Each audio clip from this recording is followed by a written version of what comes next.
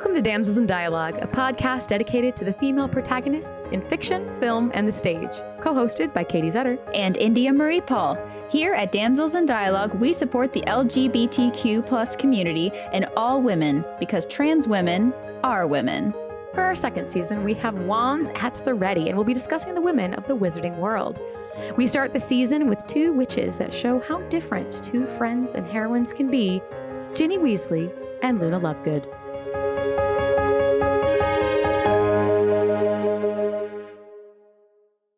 So, welcome to this episode. We are so excited to dive into this, and with the spooky season upon us, we wanted to encourage, if the magic behooves you, to shop small and maybe purchase some magical merch from one of our fine sponsors. Yes. Just a little bit about the sponsor of this episode today, Windermere Wand Shop. They make wands, stunning wands. They all come with their own stories. And here, a lot of magic in every wand. The Windermere Wand Shop has been making exceptional wands out of the highest quality materials for some time. No two wands are alike in the same way that no two people are alike. From a wand of simplistic elegance to those who make a powerful statement, which wand shall choose you, I wonder? You can find them at windermerewands.com. Oh, they're so beautiful. Check them out. I love it. Tis the season. We're so excited to be back and talking about some witches this season. Oh, I'm so excited. This is a perfect time of year to do it. There's two lovely ladies to do. Yes. Oh, these characters I adore. So we get to talk about Ginny Weasley and Luna Lovegood today. I love their friendship, which we will get to, but they're just so different and so wonderful. I actually didn't know book version of Ginny until I was an adult. Yeah, so just a little backstory on us and our relationship with this book series. Yes. I started reading it a couple years after. The third book had barely come out when I started reading it, and I read the first three all within a month or 2 months, and then read them as they came out. You know, I've been at the midnight releases, and as I'm sure many of you have been, the movies, and all the stuff. It's crazy times there when, spoiler alert, people were screaming down the street that Snape killed Dumbledore. Oh yeah, the second night that it came out. The book came out, like that was a wild times to be alive. So that is my experience with it. I've read it a bunch of times. I just started when it was happening. But India, you started a little bit of both, right? I did. So I actually listened to the first 4 books on tape, and it was my first introduction to audiobooks. And what an audiobook to get introduced to, because if you have never listened to it, it was when I was young. Yeah. So it was when I think the first 3 or 4 had come out. So I wasn't right there at the beginning. Right. I kind of jumped onto it. And then by that time, all the movies were coming out before I had time to read the books. Right. So I never finished reading them. So I listened to the first 4 on tape. They're unique in their own right, the movies are. They are, and I love them. And then I didn't experience the last 3 books until I was an adult. And this was only 3 years ago that I bust through the entire series at like a receptionist job I had in 2 weeks. I just read the whole thing. Yeah. And I remember calling you after I'd finished the book and be like, what is happening? What are all these things that I didn't know existed? Like, there's so many things. And especially with Jenny, because she is just so fleshed out in the book. Like, I really feel like we get to know her. I really feel like she grows. And it's just so delightful. I really think it's going to be cool to have, it's almost 2 different perspectives. Me who read it from the get-go and then you reading as adult, because I think it is very different reading as adult, and not in a bad way necessarily. Parts. But but that's not the reader's fault. No. But yeah, I'm like really excited to discuss these characters with you. I just wanted everyone to see a heads up of our different directions we're coming at it. Oh yeah. It's really cool. I'll probably say things that are really ridiculous because I am like only a 2-time thrower. So it's okay. Be prepared. Speaking of rereads. Yes. Dear podcast listeners, I would like a moment of silence for my copy of Harry Potter and the Prisoner of Azkaban, as it gave its last reread and officially succumbed to full breaking. Full spinal The binding breakage. has shorn. It's So done. sad. I'm sure I'll put a picture up somewhere on the do. Damsels in Dialogue, something for you all to mourn its loss. It's so fascinating too, because that's like my favorite movie was the third one. So the fact that that's the one that like passed during this. So yeah, but yeah, we were very excited to dive into these characters, and I believe we wanted to start with Ginny, as she deserves to be first, much. just based on the slanders the movie did her. Oh, so much, so deserving. And I will be honest, I did not remember what her real name was until the second read through. Yeah, because I don't know if it's ever said until Muriel says it. So that's a fun. This is my like I've read it twice. Like, oh, her name's not, obviously her real name is not Ginny. Like that is a nickname. But we're gonna try and go like book by book and talk about these characters and get through the character progression of them to see them grow. I'm real excited to immediately dive from that. Go. I'm ready. So the first time we see her, she's not in it a whole ton. You know, she wants to go to Hogwarts much like everybody else can. All her brothers are gone. She's too young. You know. Yep. Something really, really cute that happens is the first time Harry gets on the train and leaves. Mm-hmm. Ginny is running after them. Right. She runs after the train. The last time Harry takes the train to Hogwarts, Molly is running after the train. That's really cute. Mm-hmm. Yep. Mm-hmm. And that's the only time Molly does that. That was a little tie-in of the two. That's really cute. Mother-daughter. That was really sweet. Yeah. Goodbye. Yeah, I also wrote, look, there's Harry. And then my own comment next to my notes, brothers are chopped liver. Like, she doesn't even make an effort to say goodbye to them. She's just like but Harry Potter. Like, Harry Potter gets back off the train and she's like, there he is. Yep.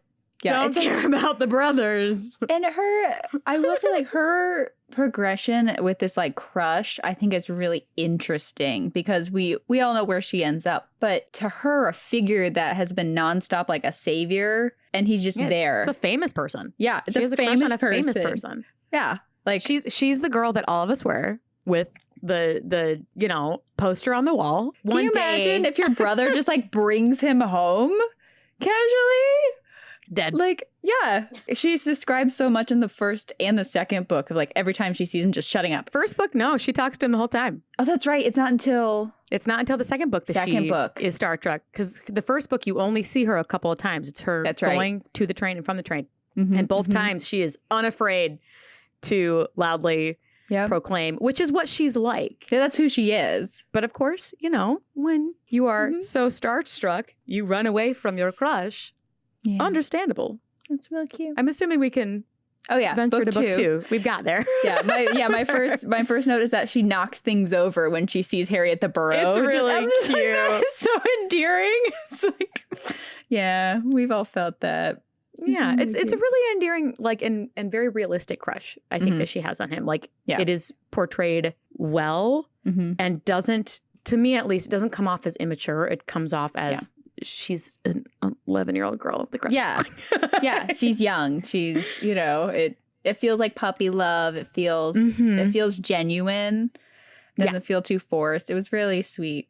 You do get to see her in the second book stand up to Lucius Malfoy.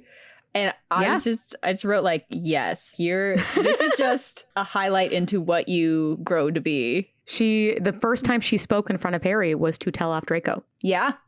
It's the first time she speaks in front of him on purpose, obviously, because on accident she gets red and runs away. Yep. Because she listens to him and understands him. It takes her a bit to fully understand him, but at this point she's starting to get it. Something that I also really enjoyed about her, she's not enthralled with Lockhart. She is one of the few girls mentioned who is not enthralled with him.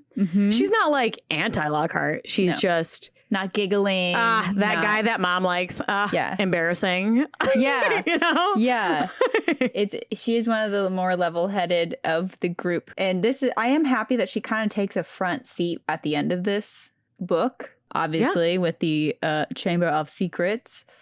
And this is like a pin for as she's growing. What I think is really interesting, and you learn more about it later in the books, is that she is one of the few people who has had a direct contact with Voldemort. Extremely unique, like other than Harry. They were set up very early. And speaking of talking to Tom Riddle, the diary is mentioned immediately. They have to go back for it because she leaves it at the Burrow. That's right. She is the third. It's like the chaotic we're trying to leave, and like friend George forgot their filibuster fireworks and like all these things. And Ginny's the third stop. And they have to go back because she screams that she forgot her diary. And in a separate universe, Molly Weasley went, "We are not going back, Ginevra." Yep. And Tom Riddle never made it to Hogwarts. But alas. That's right. I do enjoy, too, the little relationship that she has with Hagrid, because I don't think she intended that. Because she met him totally based on trying to look for Harry. And then it turned into a little friendship. She stands up for him very specifically when anyone's like, he's not the best teacher. And jumps on it just as passionately as like Harry does. And which is, I don't know, it's kind of cool. I like that. She does that a few times. Some of the friends, she has her core group of friends that are just the fourth year friends, as they're referenced. Yeah. But all of the named friends that she meets, I think it's very interesting how she meets them, because they seem to be very like unintentional meeting of your best friend, you know? Yeah. Which is kind of fun. Something that I noted a couple times, especially when she starts dating in future books, is that it feels like this is one of the few characters in the series that has an entire life outside of the Golden Trio. She references meeting Luna before Luna gets brought in. Like she is dating other people. And there are people connected, but it's people outside of the group. You know, she dates the Ravenclaw first. So Michael, yeah. She seems to have a life outside of the main. She's not part of it. She's never in the Golden Trio. So it's really not until book 7 that she's invited in on anything. And even then it's minuscule. Yeah. Which is cool because she doesn't need to be there. She has her own independent thing. With that, something that I think is very interesting too is how she relates to her different siblings, and you see her grow with that. Her relationship with Percy, which you see a lot in the second book. Yeah. It's interesting because she definitely has a different relationship with all her brothers. It's a different tie to each of them. And Percy, I think, is the most unique to me because on one hand, she can allow him to bully her into taking a potion that she knows she doesn't need. Because she does not have a cold. She just looks sickly because stuff's going down in her life. Yep. You know? So she can be bullied into it, but then at the same time, she's like keeping this big secret from him, rather, and not saying anything. And then later, when she does say it, her first reaction immediately is like, "Please don't make fun of him for it." Yeah, I don't. Yeah, like, please don't. You know, which is kind of interesting because that's absolutely not how she behaves with others. In this book, you mainly get her and Percy, because Percy, I think, is very excited to be the prefect older brother. To help his little sister in any way he can, which, you know, isn't always helpful. But it is sweet that you do see such different reactions, because she tries to protect Percy's feelings because he actually has a girlfriend. And this is very unique for him. It's like it almost seems kind of protective for him. And then when you get to the screaming match later with Ron, like just tearing into him about not kissing girls, like it's really, they're closer in age. They truly grew up together. They are the closest in age of any of the siblings. Everyone else has at least a 2-year age gap. Something that was interesting, that because sometimes I feel like you can write throwaway things just to like whatever expensive away, but this one was backed up. It's Ron tells everybody that like, oh, Ginny is super worried about Miss Norris because she really likes cats. And I mean, Ron is wrong in the sense of why she's upset, but but correct in that she likes cats. Yeah. Because she is seen with Crookshanks So much. more than Hermione is sometimes, and Crookshanks behaves better around her. Yeah. Yeah. Which is kind of cute. I think it's fun, and it also ties a little bit to why she would also thoroughly enjoy Hagrid's class, because not only is it Hagrid, but I'm sure she also enjoys the animal aspect as well. Yeah. I will note that in book 2, she does get into a somewhat of a damsel in distress situation. You know, full on with like a sword and a beast. But I think what makes me not be like, ugh, another damsel in distress is who she is in the series. Like, she's not someone who constantly needs saved or asked to be saved. She was possessed by the most evil wizard. Right. You know? Right. Like, right. It is a technical damsel in distress. Oh, of course it is. Yeah. But I never questioned her ability. She talked to a dark lord. Yeah. You know, she's 11. She made a dumb mistake. And that's fine, because a lot of the characters in this need saving at some point. Yeah. Yeah. She's definitely not. It's not just women. I will say that in the series. And it's interesting what mental state she must have been in to need that friend in the diary as much. And I'm sure like he fed into it. He explains it. Yeah. Tom Riddle reads her for filth, as they say, in the end. And you can see that going through all the stuff leading up to that. You have her super, super worried about Ron. Yeah. Because Percy keeps telling her that he's going to be expelled. Yeah. And she's so worried about it. She's traumatized because the twins keep trying to cheer her up by scaring her with foils and hair all over their faces. So she's scared wherever she's trying to keep something from them to try and protect Percy. Yep. She's away from home. Yeah, the twins are mortifying her. Yep. So you have all of this stuff leading up to it of being the only girl, being the youngest, being babied. She has a lot of similarities to Ron that Tom does bring out and explain of like Ron also feels inadequate. And how do you compare? How do you compare to people like Bill Weasley, who works for Gringotts and is like one of the coolest people. Yes. I would argue second coolest to Charlie Weasley. Well, yeah, that's who fair. is a literal dragon tamer. Like, what? Yeah. You know? A little bit to live up to, you know, in the Percy's family. on his way to being head boy and everything. Like, there's a lot of stuff for her to try and deal with. And she grew up with the twins who have each other. And then Ron, who's in between the twins and the only girl. So I'm sure he wasn't super thrilled because he probably didn't get that much attention either. Yeah. You know, so this poor thing. And famous Harry Potter will never love her. Oh, yeah. You know, I did note that at the end of it, after almost dying, she seems more afraid of getting expelled and what her mom will say than the fact that she almost got killed by a basilisk and Tom Riddle. Molly Weasley's terrifying. Yeah, you know. She's terrifying. She has written very fear-inducing. She's, yeah. And that's like I think that's the second time that being expelled overcomes the idea of dying in this series. Like, it's a very specific fear in this series. Think about it for her, though, because now she's going to be the disappointment of the family. And that's what she's scared of. Yeah. At that point. You know, she's super scared of being nothing and not worth anything and all of that. Yeah. And we don't get a whole bunch of scenes in general with Molly and her, but I at least get the sense that they're pretty close. They comfort, like they're not trying to get away from each other. They comfort each other on different times. She has a Weird Sisters poster in her room, and that's who Molly likes too. So you can see that they're decently close. And it's the only girl. I mean, So many children. So many. Going to her and her crush, even just in this book, because that's when the crush is like really introduced. Yeah. And sometimes she gets Harry right, but sometimes she doesn't. You know, like that terrible Valentine she sends him. I was about to say this is the one with the Valentine, she does it multiple times. Oh. Yeah, it's the one that sings to her. Yeah, or to him.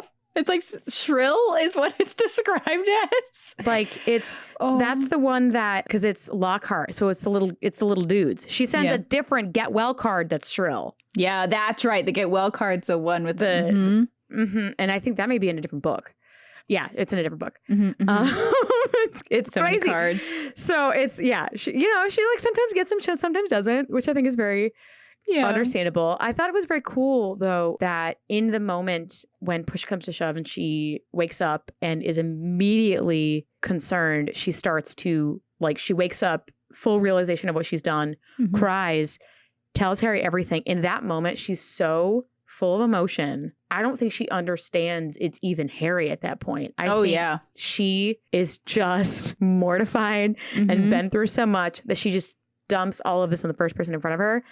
She is not afraid to speak to him. Him being a crush is like the least of her worries. Oh yeah, like there's a huge basilisk that's dead next to you. Like like that was really, really cool, and I understand for her in that moment.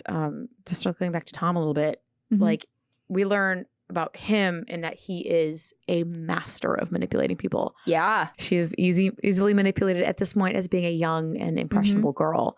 And that had to have an effect. Later is different. Yeah, it had to have an effect on her, like never letting someone manipulate her again. You know, you do get the sense that she definitely stands up for things that she thinks, like that what she, like, she never holds back. And I wonder how much of an impression being so manipulated when she was so young had on her. Right. And this is one of the few moments you see Arthur angry. Yeah. He almost never gets mad at his kids. And this is one of the first times that he outshines Molly's frustration of how many times have I told you not to trust something that you can't tell where its brain is. Yeah. You know, I agree. I think it shaped her quite a lot. That's some trauma. Yeah. That's a big trauma. Yeah. That summer, that was probably tough for her to try and like really understand that it wasn't her fault, because in the long run it wasn't. Yeah. And we do get a little bit like of a reminder, because the third book, we don't really talk about it that much, like what happened in book 2 with her specifically. When the Dementors come, she is very specifically stricken and affected by them more so than some of the others. And I immediately went, it's like, well, yeah, you almost died. You have trauma they can take from you. Like, and they forget that. Yeah. They forget it because she has to remind Harry in book 5. Yeah.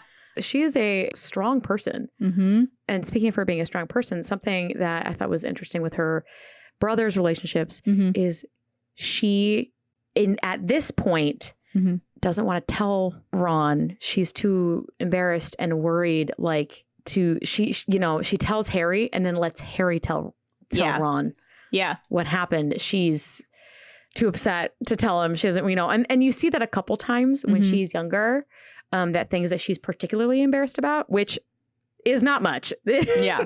There is very little that Ginny gets embarrassed over. Yeah. But Ron is one of the few people that she doesn't want to let know. Yeah. Which I found very interesting. But after the journey of this whole thing, her being able to talk to Harry and be happier. I mean, she still gets red-faced, but book 3 can look in his direction. She does, she's able to look in his direction. Yep. And everything, which is nice. I would say this book, she grows a lot. And I would say that over the series, it's less of her growing and more of us getting to see who she is. Yes, I would agree with that. Yeah, like book 3, it has a lot more of Hermione in it. Like Ginny was kind of a pinnacle point of the plot in book 2. Yeah. But you still get, like, at the beginning, she's still a little blushy. That's it. I did write get well card. Yep, that's the get well card. This is my words. She can speak to him now, but he's still her crush after all. Yeah. And she is only 12. She's 12. Yep. So she still gets read. They're set up very early to get together. There's a couple of moments that you have, even in this little bit that she's in book 3, her and Harry having a private laugh about Percy when they get through the wall. Yeah. At the train station. He's like, oh, I see Penelope. Goodbye. Yep.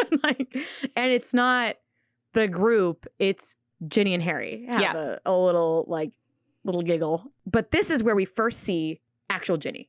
Yes. This book. When Ron very rudely and bluntly tells her to get out of the compartment. Yep. And she retorts, oh, that's nice.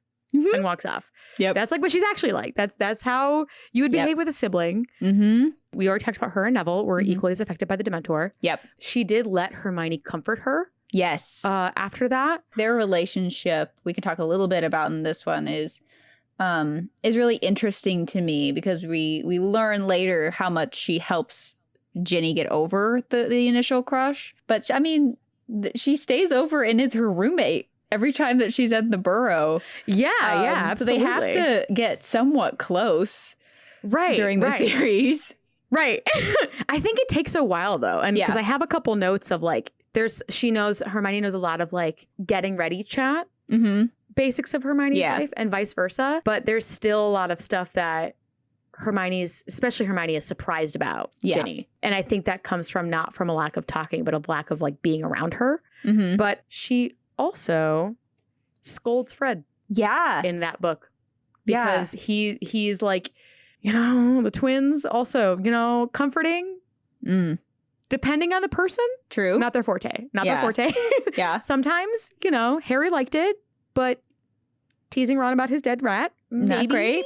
Maybe not great. Not great. And she scolds him about it. So that's another like sneak peek of Ginny to come. Yeah. Because book 3, she's not in a whole ton. Okay. But you do get to see a little bit of that progression of like, you're seeing those like, oh, that's what she could be. Yep.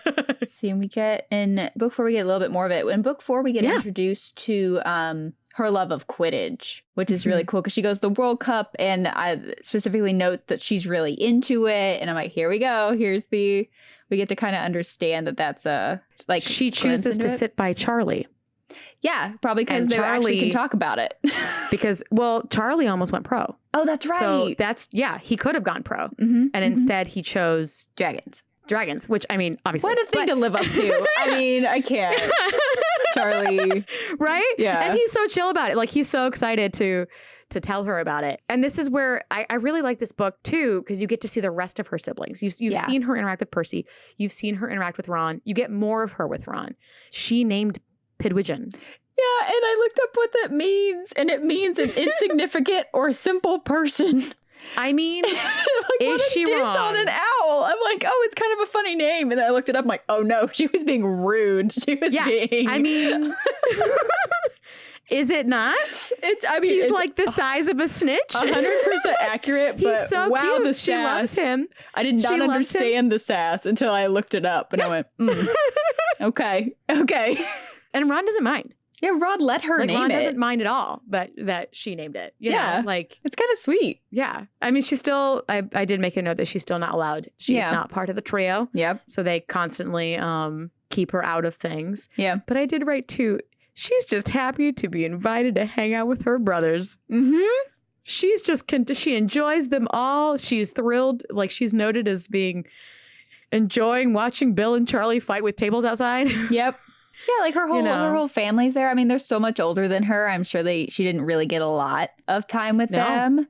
Like they're kind of like like foreign to her. They're not. Yeah, they're not someone that she has spent time around. And I love that it's she like sticks holidays. up. Yeah, it's like I love that she sticks up for Bill's hair. Like, it's cool. Yeah. Come on, Mom, get with the times. You're old fashioned. Sweet. I also love that she's not a morning person. I relate, and it's very endearing. Love it. Yeah, it's really cute. This is a really nice one to see all of that. You still, and you're getting a little bit of her knowledge of the world too. Yeah. Because like, she's the one who questions why Ludo Bagman is talking about wizard sports. Yeah. In front of all the muggles. Ludo Bagman being the head of magical games. Why are you, like, like, I wrote, excellent point, my friend. Yeah. Why are you?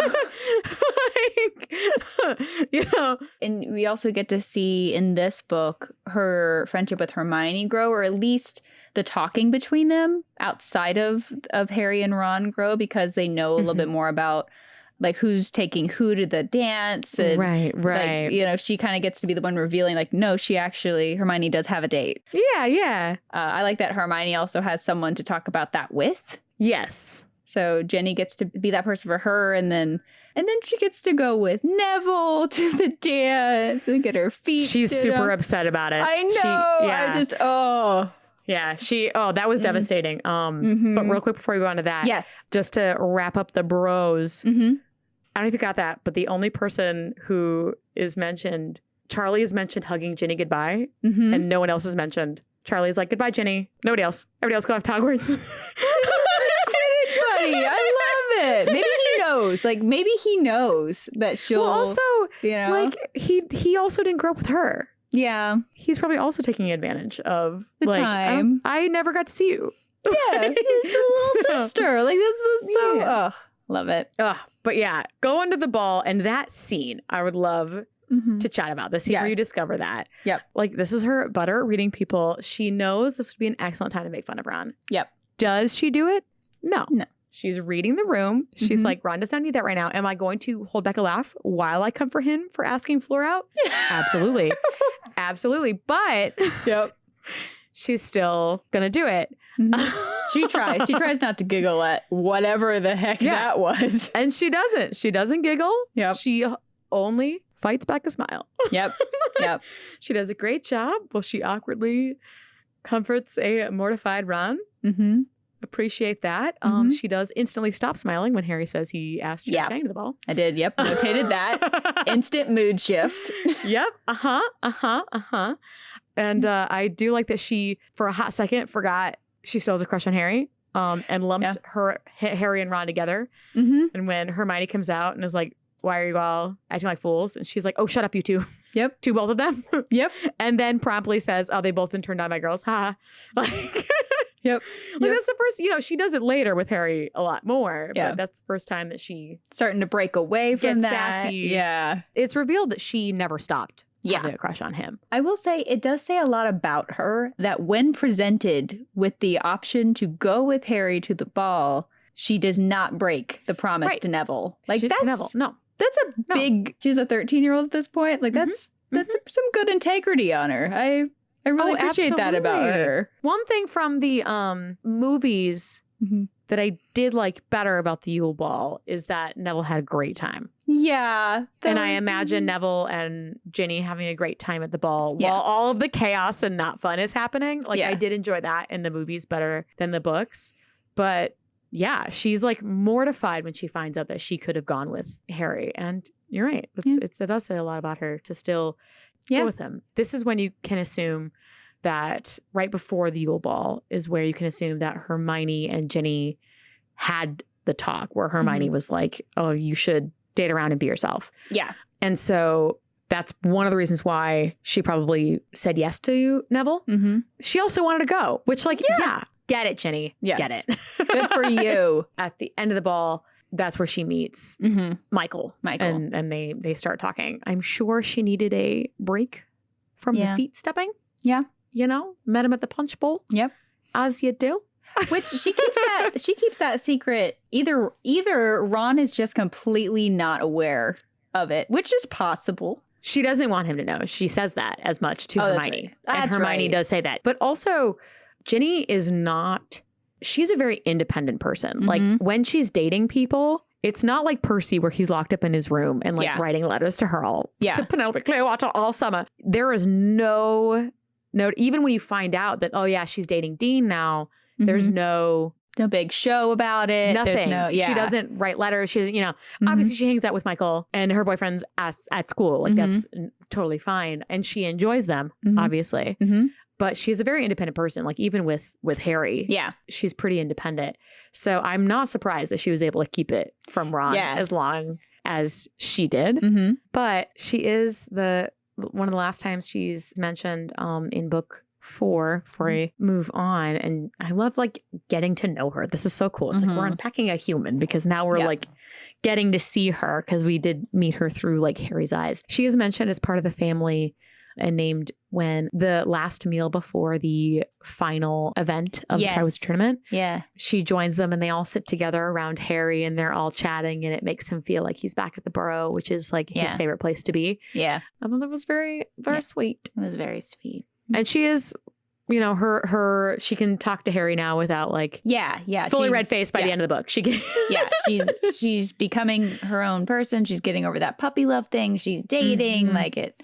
Yeah. She really, I really feel like she comes into her own by book 5 because in Grimmauld, like they've been in Grimmauld Place all summer and what you get from her in the first parts of this book are just like her throwing ding bombs at the door because Tonks told her ding bombs. In my head, they're ding bombs now, so that's just new headcanon for me. I love it. Did I write ding bombs? I did. I wrote ding bombs, so Amazing. We're doing great. Amazing. But then she's like throwing them at the door and like getting to know Tonks, which I think is a really wonderful kind of role model person for her. Like there's multiple mentions of them talking about something and her entertaining Hermione and her, and it's cool to have another younger woman that she can look at who's doing this amazing heroic work. So I think that's a really cool relationship that she gets in book 5. Yeah. The first time you meet Ginny in this book is her happily running into the room saying, "Hello, Harry. We thought it was you yelling." That's literally her introduction. Yep. We have grown. What? Yeah. You see her talking to Tonks a lot. And I think that she has a very different relationship than Hermione and Tonks. She seeks out Tonks. She enjoys Tonks and likes her. She hears about imperturbable charm and like learns how to detect it from Tonks, which is why she's doing all of that. She seeks Tonks out a lot. She doesn't seek out Hermione. No. They get along. She's a friend, not a best friend, not someone she's like seeking to hang out with. You know what I mean? If that makes sense. Yeah. And this is where you see some of that where like Hermione can't believe Ginny because like Ginny immediately when the mom, Molly comes in and is like, "Oh, who flung all those dung bombs?" And she's like, "Oh, Crookshanks." Like didn't even bat an eye. Yeah. You know, which is her. That's very much her. And you get more about, a little bit more, not as much in the last book, but a little bit more about her and her relationship with her brothers. Yeah. Because, Bill doesn't like him either, as if that ended everything. Yeah, I wrote down like Bill's word is truth. I think she thinks that of like most of her brothers. Yeah. I would argue. Maybe not wrong because they're close and they have like more of that like classic sibling relationship. Yeah. Is very protective of her dad. Yeah. And has written off Percy. Yes, very quickly. Which understandable. He is trash Percy. I did write one of my favorite descriptions of Jenny, which comes from George, which is size is no guarantee of power. Look at Jenny. I'm like, that's such a good descriptor for her. And we get introduced to the Bat Bogey Hex, which becomes her like calling card. Yes, it really is. That's just everything she does. It comes up with Slughorn. It comes like it just constantly comes up. Yes, her excellent use of it. You see her standing up to a few people and everything. You also see her being knocked down 2 flights of stairs. That's like she falls, like it's knocked down the stairs. Like that's not great. Like that's really dangerous. I can't imagine.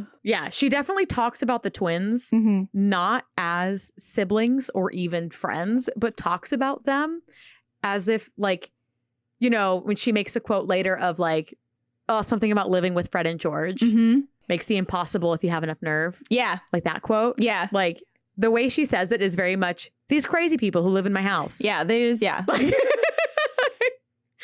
that I've had to put up with for years. Yeah. And that makes like it's a part of her. She's a really strong person for having to put up with them. And still loves them. Still loves them. And something that I wrote just shows how much she's grown, especially by this book, is when Harry is left alone on the train, she completely takes charge and is like, okay, let's find a place to sit. Like Neville and Harry just are like awkward, don't know what to do. And she's just like, I'll find us a place. Luna, that's great. We're going to sit here. Just completely takes charge while Harry has no clue how to be without his group. Yeah, because he's always been with his 2 friends. Yeah. But speaking of Harry, we get to learn a little bit more. We get to see Ginny get to know him for him. You see that first when he's pitching a huge fit in the Grimmauld place and saying, "Oh, all these terrible things are being said about him, and you guys all think I'm terrible," and like blah blah blah blah. And she's the first one to earnestly talk to him and say, "We know." Yeah, I'm like, girl, yes, thank you. Amidst the craziness of other people being like, "Why aren't you doing this instead?" It'd be like, she's like, "No, we know. We understand you." Like, we're voice of reason among that. the cats. She does a few things of that voice of reason. She's the only one who had the sense enough to close the music box that was making everybody sleepy when they were cleaning. Yeah. She's the quick thinker, in the moment, can get stuff done person. Another thing of reading into Harry, he's clearly upset that his two best friends are prefects and he's not. Yeah. And she's the one to kind of change the tone a little bit. She's the one who leans over and asks Sirius, oh, did you have the badge?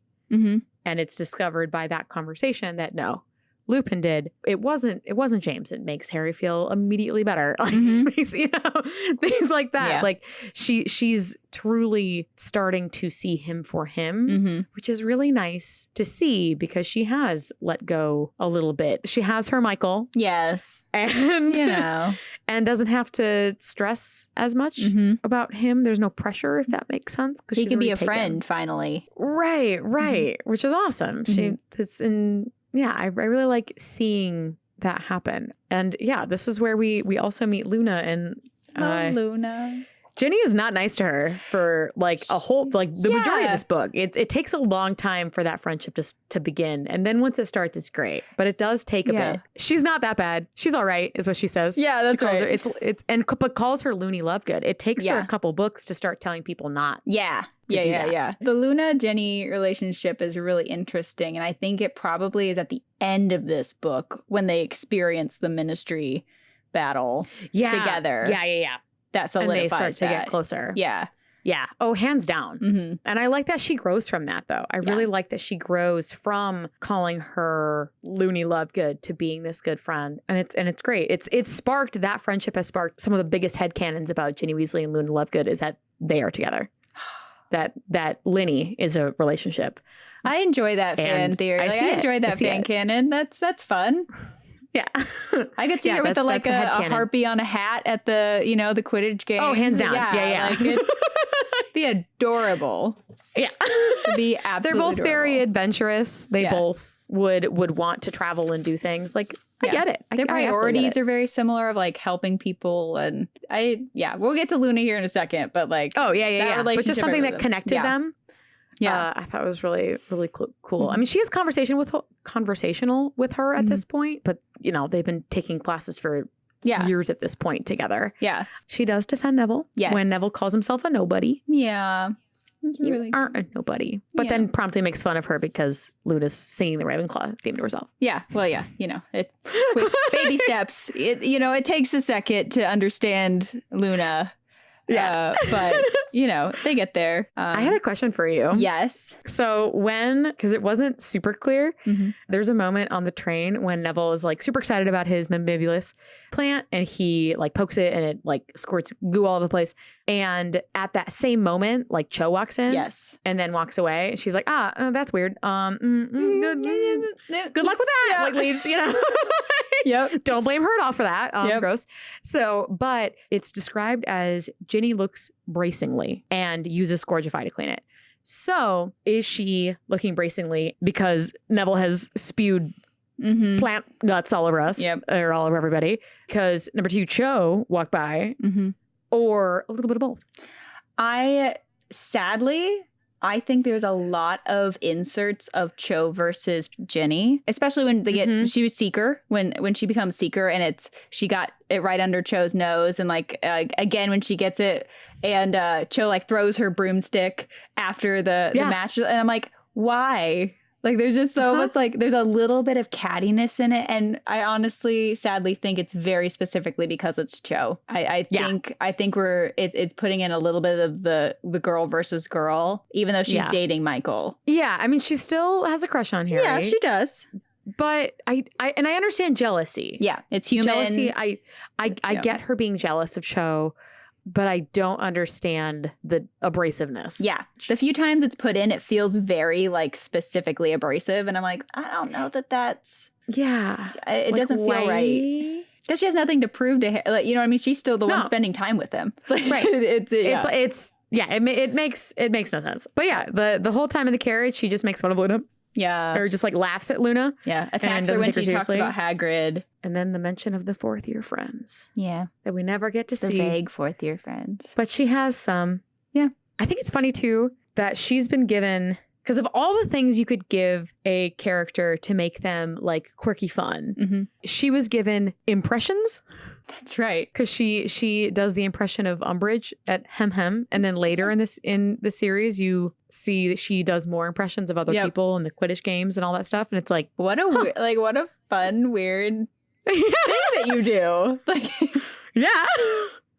Yeah. Like what a skill. Yeah. And maybe that goes with her people, her able to read people enough to think quickly on her feet about them and stuff. Keeps a level head. She reads the room. She like is able to take charge when she needs to. Like when they do meet at the Hog's Head, when Luna and Hermione get in on a arguing about. That's where she does the hem hem. Yeah. Where she brings us back to purpose while Luna and Hermione argue about things existing or not. I think it's Fudge's Army or something. Gosh, yes. About. And Hermione just walks right into it. Like, every girl, time. Just let Luna finish your sentence, and she literally won't say it further. She like, what? Yep. You know, and that's why Ginny and Luna work. Yeah. And Hermione and Luna do not work. Do not work at all. Do not work at all. I love that she comes up with the name, like that she agrees on DA, but says it's Dumbledore's army. Her and Cho together come up with the name. But there's some like teamwork. Yeah. Like, come on. Yeah. Come on. I also like how she treats, because like I said, she's very independent. So I like how she treats her significant others. Yeah. Sometimes she's not afraid to be like, oh, they're being dumb. Yeah. Like when they need to keep their distance, because Umbridge has like made decree number 345. Yeah. And so he starts walking over to her to ask questions. And she literally says, oh, the fool, honestly. Like she'll go tell him to be like, don't come near us for a little bit. Yeah, like be cool, man. Right. And not in a like rude way. Like she's still with him for months past that moment. But you can see she's like, it's very comfortable, casual. She's very independent. She doesn't need Michael. Yeah. No, not at all. She enjoys him. She enjoys Dean. Does not need them. Yep. Even Harry enjoys him. Does not need him. Yep. 100%. And we love that for her. I mean, she does arrive to the meeting once they finally have one with plans with Lavender and Pavarti. I like that she's seen with other girls, whereas Hermione is not. Yeah. And Ginny doesn't seem to be confined to different people. Like she's very she seems pretty popular. You guys are heading out. Yeah. I'll go too. So, and this is the book where she has to take over Seeker again, or becomes Seeker. This is the first book she's Seeker. This is the first book. Yeah. Because Harry's removed permanently from the team by Umbridge, permanently, quote unquote. From the team. I keep doing things as if people can see our quotation marks that are in there. Yeah. Yeah, she does. She gets into Seeker, which is really cool, and she's decent at it. And part of me is like, would she have been even better had she grown up with Bill, Charlie, and Percy? Yeah. Like closer to their age. Yeah. As opposed to the twins and Ron who are like, no, little sister, we are playing without you. Yeah. Like, you know. Yeah. Like that's. But but also maybe the older brothers treat her like that because they are so much older. Like, who knows? You can play What If all day, but it's also cool that Fred and George acknowledged that they were impressed by her before she becomes Seeker over the holiday, because you have the attack on Dad, which is probably terrifying because another snake is attacking the family, which is, becoming a trend with the Weasleys now. But I love that when Hermione finally comes, she's the first to be like, Harry's hiding from us. Like, full on is like, tells him it's ridiculous. You should have come talk to us. You should have talked to me, because guess who's been possessed by Voldemort? Yep. Me. Like, she's the one able to actually alleviate the fears that Harry is having because she has experienced it. And I just love that as soon as Hermione came, she called Harry out for like hiding from them. It was just so, it was so good. I mean, is she wrong? No, absolutely she's 100% right. 100% right. It was just very lovely to watch. Right. You get to see more of her spell work in this too. Yes. Because she starts off really strong in the DA, and you get more of her relationship. She's in this book more. You get her and Hermione coming to the game in matching colors before she's on the team. And it's like, okay, they obviously got ready together. Yeah, they got ready together. Sometimes they have breakfast together. Like in the books, you can like they come upon the two girls rather than her coming into the conversations. The relationship with Ron is a lot stronger in the books. She's the only one to ask Ron how he's feeling before this game. And he's like ready to throw up. He's so nervous. Yeah. Oh. You know? Yeah. Oh, Hermione reveals that she snuck into the broom shed since she was 6. Yep. That's amazing that she wanted to play so much. She's like, I'll teach myself. Well, of course. It's amazing. Of course. Anyone with siblings who didn't let them do something. Yeah. Absolutely. That's a headcanon of why Ron is so good at chess. Oh, that would make sense. Because he wanted to be good, better than everybody at something. Yeah. You know, it totally makes sense that she would want to do it more because they are not letting her. Yeah. I love it. That feels very right for Ginny. Like that. Yes. Yeah. It is revealed that she cares more. I think it shows that she cares more about Harry's well-being than the crush. When it is just like she suggests that he go talk to Cho because she thinks that's what is like bringing him down and stuff. That's when she has like the chocolate in the library and is like, yep. And I wrote the quote, oh, damn, I forgot. And then Pince like runs them out. Like, it's so sweet. But like, and that's where she has that line. The thing about growing up with Fred and George is that you sort of start thinking anything is possible if you've got enough nerve. Yeah. She gives a great like pickup speech with Harry. Like she's trying to be his friend more so than like a crush at all. I think that's really cool. It twists really fast. It does, but there was a moment. It twists immediately. There's like a moment where she's like, if you just talk to Cho, and then he's like, that's not who I want to talk to. And then she immediately is like, yay. Gets the snitch from her. Perfect. Yep. And then this is towards the end of this book is when you see the silver trio of Neville, Luna, and Ginny kind of really wrap around with being the DA members that help them with the Umbridge fireplace and are the trusted group to come in and do lookout. And Ginny sets that up. Oh, yeah. She comes up with the plan. Ginny asks. Well, no, she asks Fred and George. That's true. She tells Fred and George and they make it happen. That's true. She knows how to find the correct people. Yes. Yeah. Oh, absolutely. Yeah. And even before they get together with the trio, like you see Ginny and Luna walk in together to help Harry with something else, like a separate thing. They were already spending more time together. But yeah, you're right. You see a little bit of that trio. Insists on going, like taking that the silver trio going. Well, not all of them. She wants to go by herself. Yeah. It's Luna who says, "I count 6." Yeah. Yep. Like just very bluntly. I wrote down that she demands to be taken along after escaping the Inquisitor squad, another Bat Bogey hex, introduced. They were able to escape them. And she gives out this whole speech of like, this is why we should. And they can't contest it. Yeah. Yeah. There's no fighting it. And like, what are they gonna do? Like the three of them are coming. And the trio was so used to seeing her as a child, which partially is Molly's fault. True. But at this point, she's not. She's only a year younger. And something interesting is they never comment about Luna. They never comment about Luna, who I would argue is described as looking younger. Yeah. And they are in the same grade. So Luna's older than her by a couple months, but still, of the two, probably Ginny would be the responsible. She like looks older, you know, like Luna's described as a little surprised eyes and like, so it always baffles me when they like are like, you're the child. And Luna's right there like, we're going to do this today. I'm like, guys. Ginny puts it together. She's like, oh yeah, you're going to leave without us because there's not enough Thestrals. Well, you're covered in blood, so more are coming. Yep. And glad that she was there because she's the first to realize the confusion tactic at the Department of Mysteries. Yeah. With the doors. Yeah. She unfortunately has an ankle break. I wrote down, so tell me if I'm wrong, and this is almost like an overall woman note for the series. Every woman on the not Death Eater side gets knocked out in this fight. Hermione gets knocked out. Luna gets knocked out. Ginny gets knocked out. Tonks gets knocked out. Yes. Every woman who's not a Death Eater gets knocked out in the fight. And that really bothers me. every boy also gets knocked out or gravely injured. That's true. Except for Dumbledore. Of the group that came, Neville and Harry were the best to come out of it. Yeah. Because Ron gets like attacked. It needed to be them. Yeah. Yeah. I don't know why it just bothered. I started reading. I'm like, is there any women in the fight anymore? Like, we just have. There's also only like 2 female Death Eaters. I know Bellatrix is obviously there. And then Selecto there? They're not. I don't think the twins are there. Yeah. No, because it's the big one. Yeah. And Lucius. Yeah. Yeah. But I think it's Yaxley is what they call him, the big one, for like 2 books before. Yeah. Or 1 book. Yeah, before they actually find out his name. Yeah. Yeah, that fight was interesting. Something about Ginny that I was a little confused about. I'm getting ahead of myself. Yeah. The veil did affect her, Neville, and Harry. Mm-hmm. Luna commented on it. Yeah. But it was a Luna statement. It was, yeah.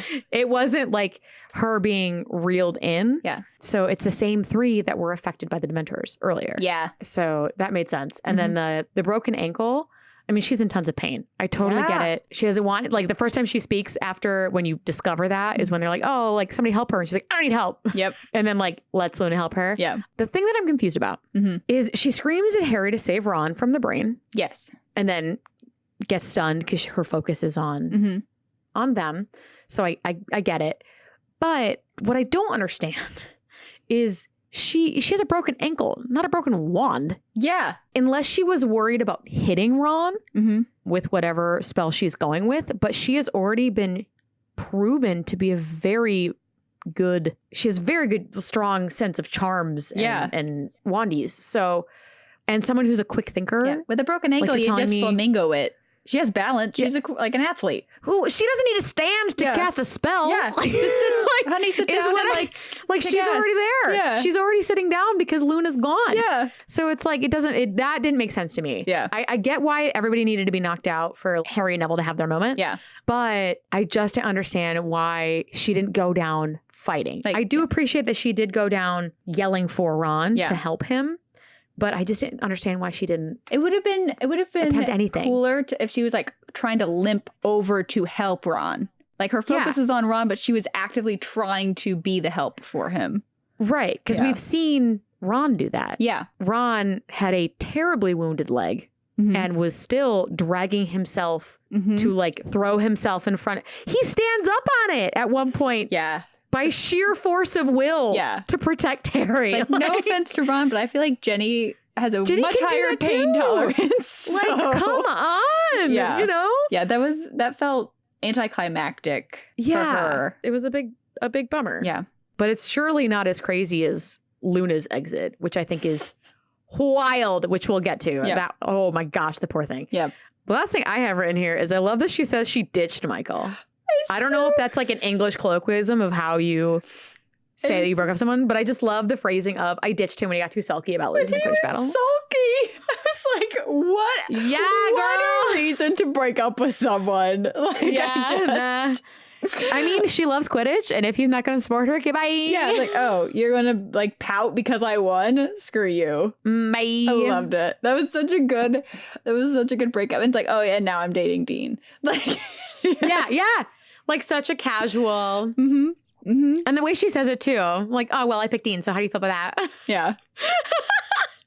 Like, fight me. Yep. But speaking of fight me, I would love to fight this next part. Yes. Because it makes me so angry. Ooh, I'm excited. It makes me so angry. I hate how much the women hate Fleur. I hate it so much. It makes no sense to me.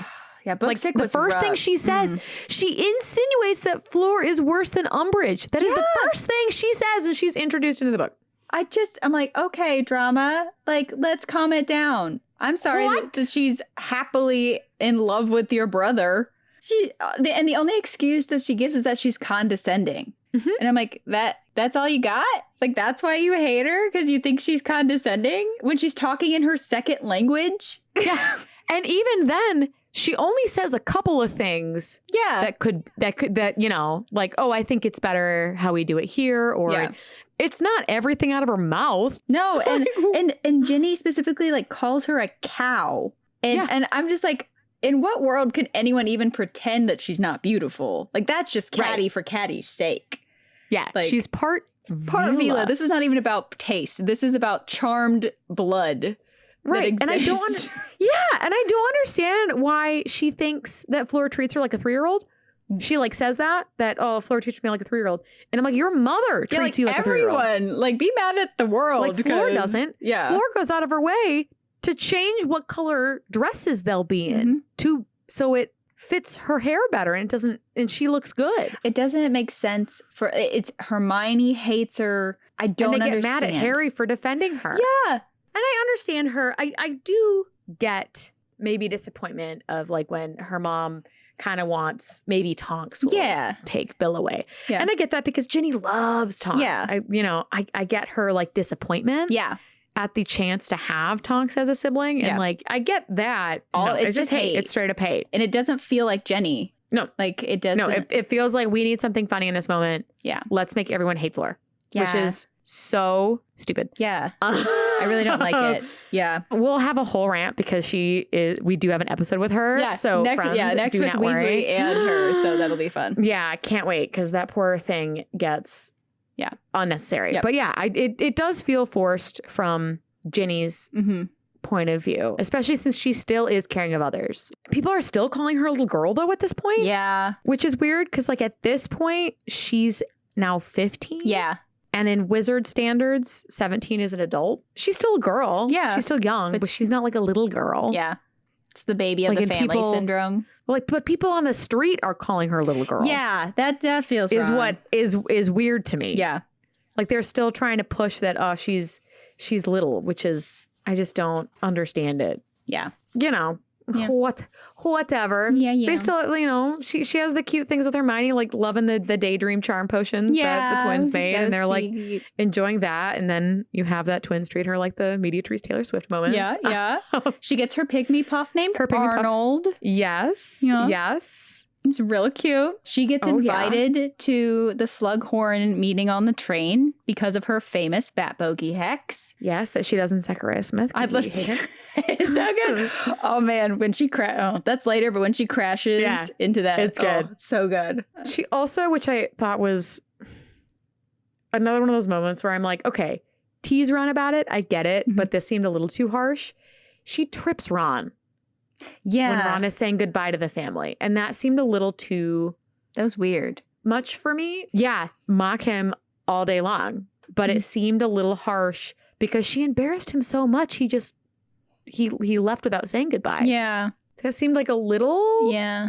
Harsh. Like, just because it wasn't Ron, it was Fleur. Yeah. And I'm like, why? It's just more hate towards Fleur directed at Ron. Yeah. And I just didn't understand. But she does, on that train, for the first time, immediately ditches Harry when given the chance. He's like, I'm going to go 17. Mm-hmm. And does not invite him. Yep. Which if it was a more casual thing, she obviously knows they're friends. Yeah. Like they live together. Yeah. Yeah. But no. No. I think it's really cool that upon reading it a second time, the first time you don't get this, but upon rereading things, you get to know what Ginny smells like via Amortensia before you know what Harry is smelling. Because Harry has not had feelings for Ginny at all. Yeah. When he smells the Amortensia. And for, it's like an inside secret. It's like, we know that treacle tart, that broomstick handle, and that something flowery he smelled at the Burrow is Ginny. And we know that. Yep. I love that. Well, she gets to be Chaser this year, which is great. And that's what she wants. That's eventually what she goes on to be. Yep. What she, it says she outflew everyone in the tryouts, which is really cool. I thought it was interesting that she also was suspicious of the Half-Blood Prince book because, of the book that she wrote in. Of course. In book 2. Yeah, she's very wary of that. She remembers that trauma. Yeah. Like it just kind of like, oh yeah, by the way, books with special things on it, a little suspicious. Right. Yep. Sus. Yep. You see more. I think it's funny that just she has Arnold with her like every chance. Yeah, any chance that Arnold could be on her body somewhere is there. And then Crookshanks behaving better than he's ever behaved with Hermione. Yes. Is always, if Hermione got a pygmy puff, how fast would Crookshanks have eaten it? Oh, yeah. Instantly. But with Ginny, I mean, he's watching. But he doesn't go for it. He doesn't go for it. Yeah. We mentioned earlier things that Ginny, tough to catch her embarrassed. There's a few things, obviously the crushes and stuff like that. But like, she is not embarrassed at all when she is caught making out. That is such an interesting moment because she... Especially by Ron. Yeah. Doesn't care at all. Doesn't care at all and really digs a knife into like a soft spot in him. Like mocks him about only like getting a kiss from Aunt Muriel. It feels very personal. She brings up that Hermione kissed Crumb. She's got to know what that means. And not just kissed. Snogged. Like they made out. Snogged. Like this, it was not just, kiss. Like snogged Crumb. Harry and like she digs a knife in like and twists and then he brings a wand up to her. He's upset for days. Yeah, like he brings his wand up to her and she laughs, and then when he almost hits her is when she tears up and runs away. That was an intense sibling fight and very, very relatable. Yeah. Very much pent up frustration from all of the comments he's made and all of her concerns come to light and her being frustrated about it. And him bring up a wand. And do you have a sibling if you haven't been hit by one at some point? I mean, not with the intent to kill, obviously. Yeah. But like, they have magic. Not abuse. Yeah. Not abuse. Yeah. But things get thrown sometimes. You get frustrated. Yeah. You live with them. Yeah. Accidents happen. So I get the frustration. And she did say them very harsh, but she wasn't wrong. No. And it did feel, I think you're right. I think it felt like pent up energy at being treated like a child. And it just all exploded in this scene in front of Harry. And poor Dean, who's just sitting there. Dean is already embarrassed that he's been caught making out. Sleep with all these guys. Exactly. Like he's already nervous. Yeah. And then all this happens. Yikes, poor Dean. Yeah. R.I.P. Yeah. Oh. This might be where it starts getting rocky. Yeah. Right. He's like, that was really embarrassing, babe. Could we maybe not do that again? Yeah, that's going to go over well. But now we go to what you had mentioned before of her and Zachary Smith, round 2. Crashing into the commenter stand and looks at McGonagall and says she forgot to break. I was just like, because McGonagall's going to be like, I'm really happy you did that, but never do that again. Furious. She was furious at her, is how it was described. Yeah, but Zacharias was like attacking the Gryffindor team, so Ginny obviously didn't get detention. She didn't say anything about it, though. She didn't get detention. No. So she also didn't come back and get cookies either. But I think Minerva has a soft spot for Harry. Yeah, for sure. But that's for another episode. McGonagall chat. Yeah, but Ginny didn't get in trouble, which I think proves that McGonagall was like, well, okay, really mad about it, but didn't do anything about it. Right. Oh, gosh. Oh, and this is when she starts stopping people from calling Luna Looney. Yeah, and that's later. Yep. I have a feeling that these episodes might be a bit longer than our other episodes. I warned you that things are... Yeah. There's just a lot. Yeah. Before that, though, she calls Ron a hypocrite, but doesn't seem bothered. Like, she's not embarrassed when he's making out with him. Oh, yeah. It seems like she's... Because nothing bothers her. Yeah, it was so, didn't upset her. It smirks from afar or something. Yeah, and her and her relationship with Luna does get better. And I love that. I love that she stops doing that. You were totally right. She tells Ron not to call Luna Looney. Yeah. Because they're friends. What's funny to me is this is another moment where she cheerfully pulls a maggot out of Harry's hair. Yep. And then gets back to Hogwarts and is not thrilled to see Dean. And I wrote, things getting a little rocky after a lovely holiday with your childhood crush. Oh. Huh? After a lovely holiday with him? I see how Are things getting weird? Dean had no chance. Now, I do like how they ended, though, because Dean is not... this has made me frustrated in the movies, because they make Dean out to be this, trash human being. He's not. And he's not. They just didn't work. Yeah. They had fun. They enjoyed each other for a very long time. And then it just didn't work because she still wanted Harry. She was still in love with them. And, they break up on a very... very high school breakup reason. Yeah. Where she doesn't want to be pushed through the door and she thought he pushed through the door again. It's one of those little things that isn't really a big deal, but it doesn't click and then it just grows. After being pent up. Yeah. It just becomes the thing that ends up breaking you up. It feels very young relationship that didn't quite work. Yeah. And that's important because Dean comes back a lot in the books. Yeah. And then after the Dean breakup, you get the becoming close with Harry and becoming the soul of the Quidditch team. And her imitating the imitating stuff. Ooh, And this is one of the first time that she is included in an important trio conversation. Yep. And that's when he's explaining what happened with Malfoy with Sectum Sempra. Yes. And she also gets into a bout with Hermione because their personalities don't mesh that well. No, they which don't. is why I think they're friends. They enjoy each other, but they're not good friends. Yeah. Yeah, that's the first time you see tension between them, and it's definitely deserved, like, Ginny standing up for Harry in that moment. Yeah. Like, girl, stop. Oh, and this is when she gets the kiss. It's such a wonderful, has been building up for a long time, but like just impulse kiss in the middle of the common room after the triumphant right by the door. So, he's just gotten in. It's just so in the movie, it's in the middle. Yes, that's right. But like, he in the walks books, it's by the door. Yeah, because she's one of the first people that hugs him. The only thing I didn't like about that moment is she's not mentioned after that. He looks at Ron, and Ron's like, if you're gonna do it somewhere else, and he's like, great, and then takes her out to go make out with her. Yep. She is not mentioned.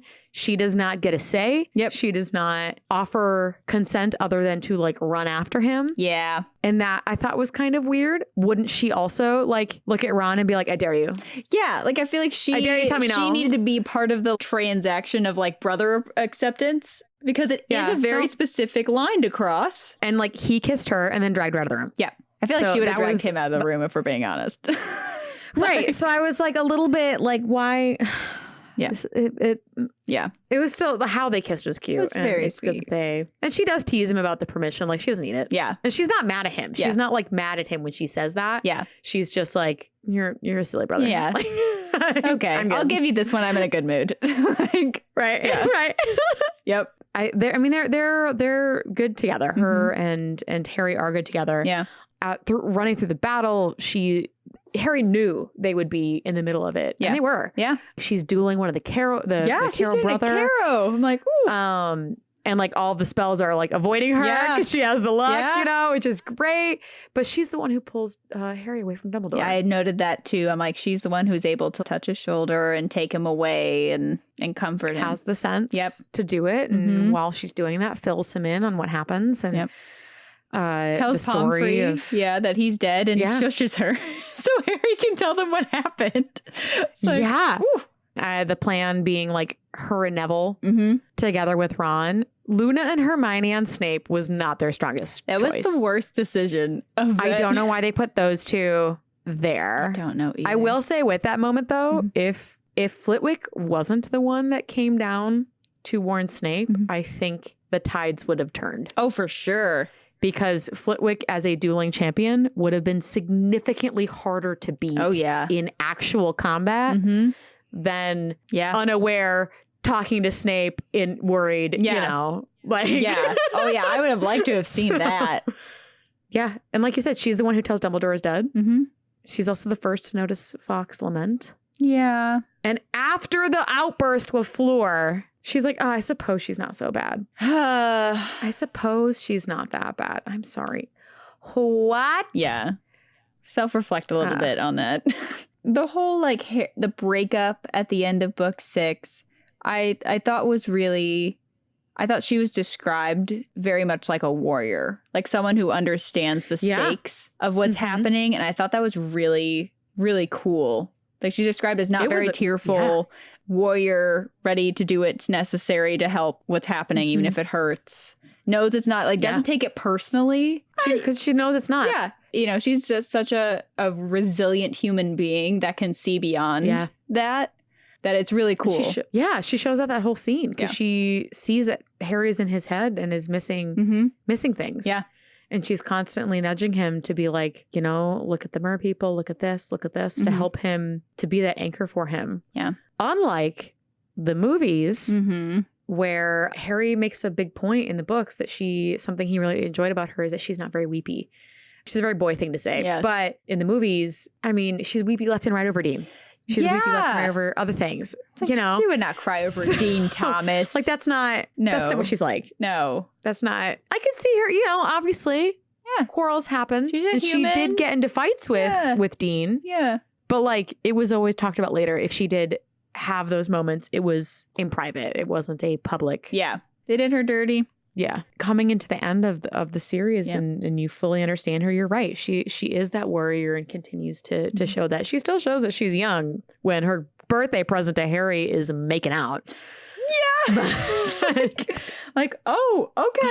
Taking him to her room. What a choice. Ooh. And everyone knew it was happening. Yeah. Like, I think it's really cool. So she pulls Harry into this kiss like never before, I think it's described, or something like that. And then she does it. She's not embarrassed when they all come in. Like, maybe a little bit, but she's just the same as before. Yeah. And I love that her friendship with Luna gets strong. Yeah. She like when she's the first to join Luna, she's doing her silly Luna dance on the floor. I love it. I love that relationship. I understand why people ship them. I get it. Yeah. Like, it's just, I wish there was like a novella of like what the Silver Trio did at Hogwarts. Because you only the hints, hear about the sword being stolen. Yeah. Or the attempted stealing of the trio. She gets banned from Hogsmeade is mentioned. Mm-hmm. She has to go into the Forbidden Forest with Hagrid, which what a punishment, like that was the punishment for the sword. Yeah, it's mentioned that they probably started up the DA. It's not. I don't think it's like explicitly said they did, but it's like mentioned that they probably restarted the DA with Luna and Neville, which is really cool that they're kind of owning that at the Easter. Because Ginny doesn't come back after Easter. Yeah. Mm-hmm. Yeah, and then she really kind of. I mean, obviously she's just kind of out of the picture, like, not in it. Yeah. While the Golden Trio saves the world. Yeah, it's a little bit of a bummer because she doesn't get a whole ton in this end. She's looking through bodies and staying with somebody as they may or may not pass. We're not sure. Mm-hmm. She screams something that I wrote of note is when Harry's brought out, Ron yells no, Hermione yells no, Ginny yells Harry. Yeah. She screams for him. She doesn't believe he's dead. Yeah. I think that's really interesting. The other two are like, no, it's happened. Yeah, she wants to make sure. And she's like, they're not dead. Yeah. She's like, he's not dead. Yep. Like, there's no way. Yeah. That was cool. But yeah, she's not in a whole lot of the end. But she does go on to play for the Holyhead Harpies. Yeah. Which is great. Chaser, and then has 3 children. Yeah.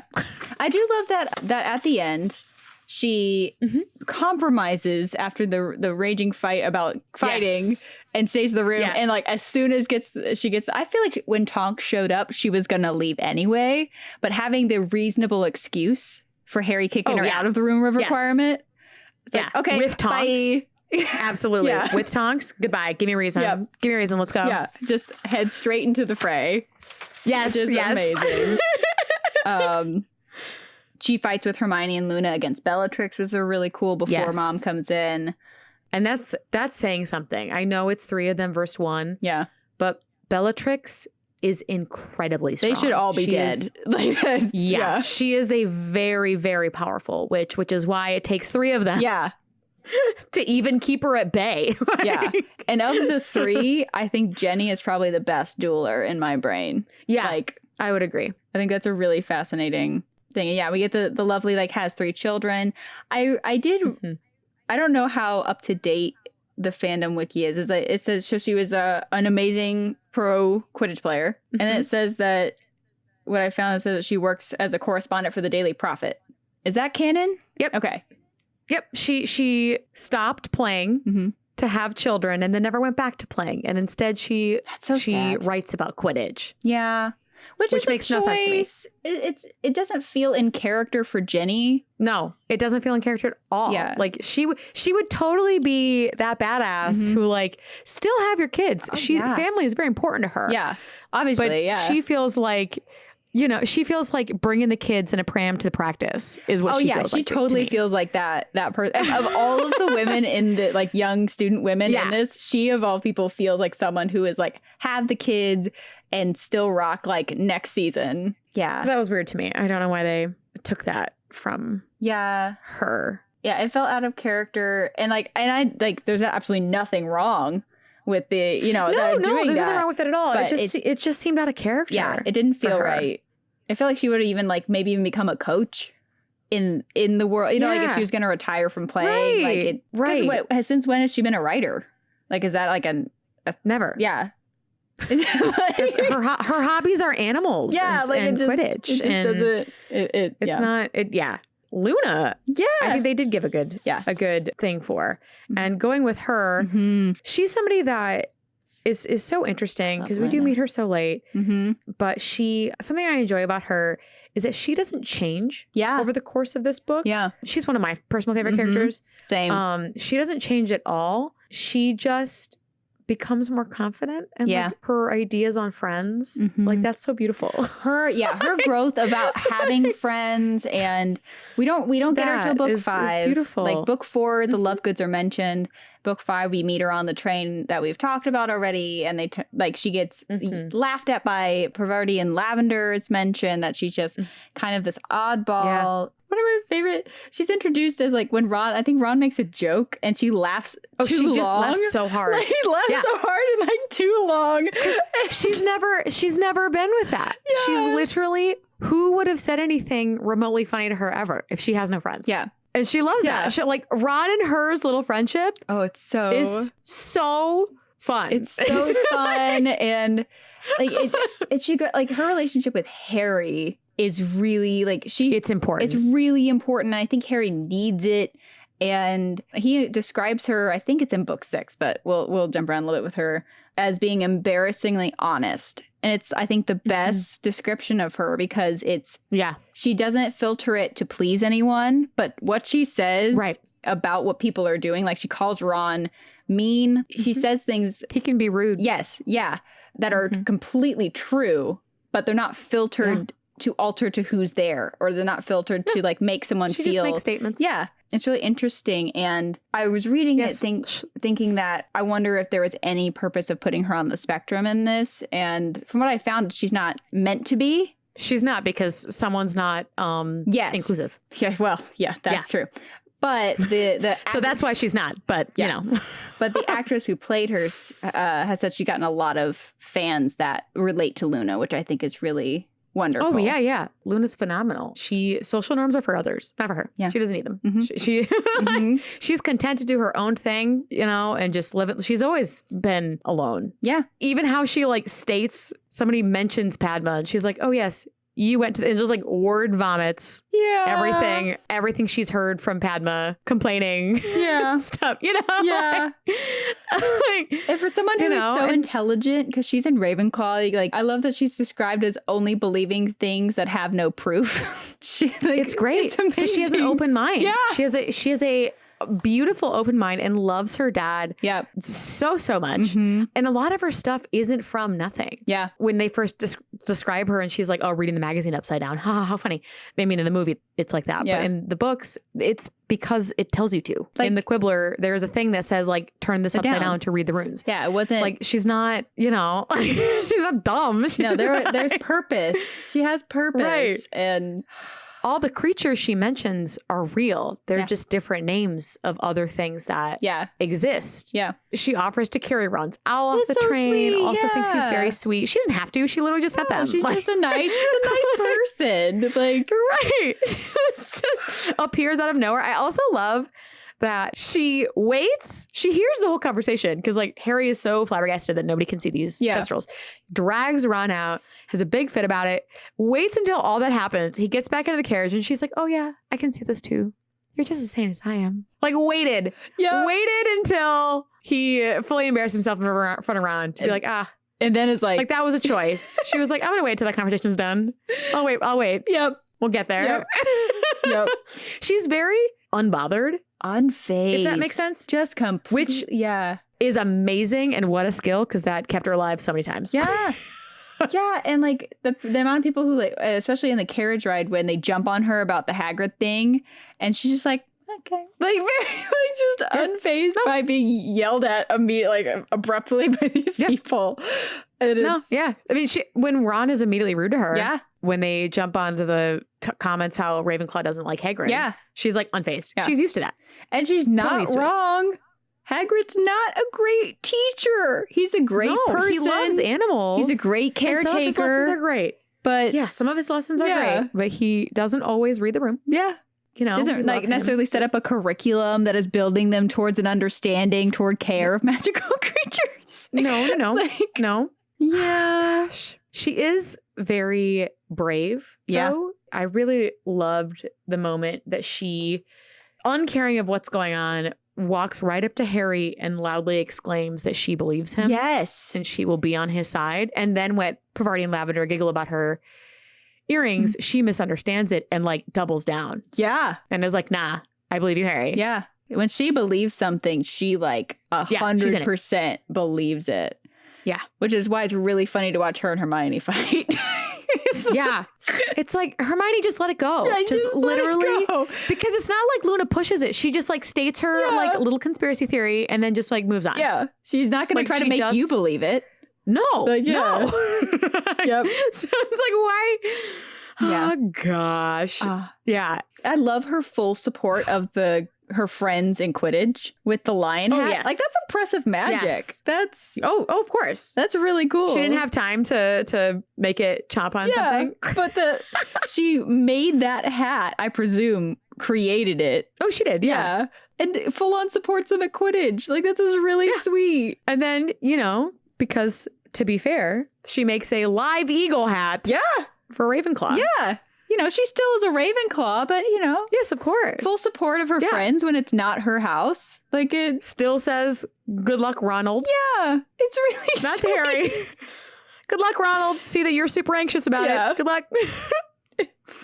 Oh, gosh. I love when she calls Hermione narrow-minded. Yeah. Because that's one of Hermione's flaws. Yeah. And every time she like doubles down on not believing Harry for something that she doesn't believe in logic or is logical, she's wrong about it. Yeah. So if she was a little more open-minded, she may have believed Harry or read into those things a little better. Yeah. Like after everything that's happened, that's a talk for Hermione time. But like, yeah. Which is why it was important for her to hear. This is skipping a little bit ahead to book 6. I love when Trelawney and her talk at Slughorn's party. Because I went, she's so kind. I'm curious how she does in divination because of Luna. I have no idea. It could be really bad or really good, and I have no idea. Yeah. It's just really interesting to visualize Trelawney and her. Because at Slughorn's party, she talks about the ministry using dark magic and gum disease. And it's just... And Trelawney jumps fascinated in it immediately. Well, Trelawney is a Ravenclaw too. That makes sense. They both are in Ravenclaw, I think, for the same reasons. Yeah, I could see that. I just want more. I wanted more of those two together after that meeting. I'm like, ooh, that's fun. I love that she also, going back to book 5, she is not afraid to call people out for things. I wrote that too. She calls out Harry for being rude. Yeah. I think it hits harder when she says it because when Hermione talks about it, it's more of a defensive, like, don't take things out on me. Yeah. And Ron is just non-confrontational. Yep. But she's... When Luna says it, he's blunt. Forced to believe it. Yeah. Like she's brutally honest. Yeah. Even her, and they kind of like keep ignoring her when she keeps bringing up, well, how are you getting to the Department of Mysteries? Yeah. And she already decides after she doesn't get an answer. She's like, okay, I guess we'll fly. And is like, and like nobody listens to her for so long. Described as like riding side saddle. Yeah. As if she's always done it. Does it every day of her life. Is she a horse girl? Like, I have to know. Like, has she? I love her. I love it. It's so... I think it's part of that committing. Like she commits to something and she's in it. Yeah. She's in it. She's doing it. Yeah. She's confident, which is also, I think, what helps her. She's the only one not fighting in the room when they're caught by the Inquisitor squad. Yeah. And then the same thing later. She's the only one not injured in the Department of Mysteries. Yeah. She doesn't put herself, it's like that logic of like, why? Yeah. I'm either doing it or I'm not doing it. Yep. Does it make sense to do it? Great. Yep. There's no like, I'm thinking about it. It's just yeah. It's very quick. It's very Ravenclaw of her. Yeah. It really is. And her calmly, like, Neville's like, I want to go. Ginny's, I want to go. And like we mentioned before, her very calmly saying, without asking anybody, just points out all the people as she counts. I count 6. What's the problem? Like, she's not being rude here, but she's just being brutally honest again. Yep. She's like logically calling everyone out while also getting to the point immediately. Yep. Yeah. She's like, we just really need to go. Yeah. I love it.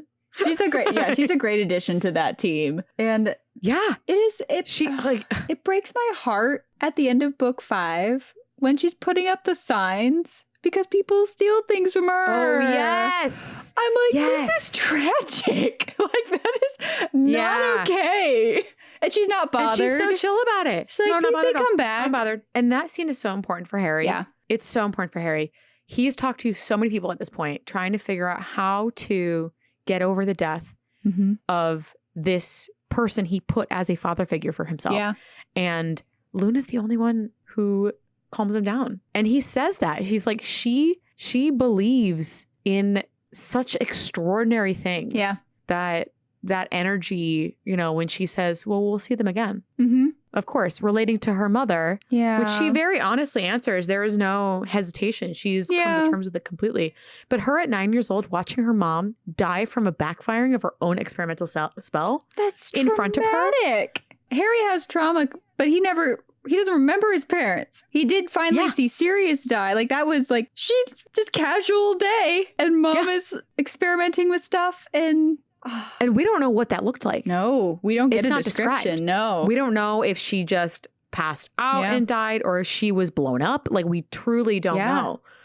And speaking about being blown up, it is not described as exactly what happens when she is taken out at the Department of Mysteries. She is about to lock a door and then is thrown across the room into a table by 5 Death Eaters. Yeah, I'm like, overkill much. How did she survive? I have no idea. Wow. I don't know what they obviously didn't use the killing curse. So I don't know what spells they used, but that girl is strong. Yeah, if she was because able when to survive that. McGonagall gets hit with like 3, right? And gets sent to St. Mundo's. At her age. Yeah. Yeah. She's a strong un. Yeah. Harry does describe her in book 6 as tougher than people think she is. Oh, and I'm absolutely. like, yeah, he knows. And he's not wrong. Yeah. Her saying she liked DA because it was like having friends broke my heart. I wrote the quote that says, I enjoy the meetings too. It was like having friends. And I just went, oh my God. Oh. Someone hug her and tell her she's perfect, please. Oh, gosh. Yeah. I think it's great that he asks her to the It's so sweet. The party. Yeah, it's the perfect, like, he doesn't have any pressure. I love that when he asks her, she's relieved that it's as friends. That she was friends. Yeah. She was only hesitant when she's like, ooh, I don't like you like this. Yeah. She was like surprised and then like immediately excited once he was like, as friends. Yeah. It's so platonic. Like, their friendship is just so platonic. And There is a lot of fanfic out there of them getting together. Oh, yeah. And I could see it working. Yeah. I could see it working. I think Ginny fits him best. Yeah. Luna is really, really good being in his circle of friends. Yeah. I think he needs someone like Luna because she does put such a different look on things. Yeah. I think she was an important person to be there for him. Like, book 5 was really dark for Harry. And I think she specifically was like there when he needed someone to remind him. And she is always that person for him. She does it again later. She does it book 7 a few times. She does it book 6. She does it book 7. She's very observant of other people and understands them. She doesn't care what other people think of her, but she's very very observant of it. Her commentating. Oh my God, it was one of the my second favorite match. things I never realized was a thing until the books, and I went, "This is it's so fucking funny." Amazing. Oh, that was a swear. I'm so sorry. It was so funny. Then we get one, right? We get one. Yeah. I mean, that was a good moment to waste it on because it's really funny. So good. And like McGonagall watching her, and then she's just describing. She like knew it was a bad idea from the start. Oh, I like Ginny. She's really nice. Zachariah Smith, I think he feels the like, you know, whatever she says about the loser.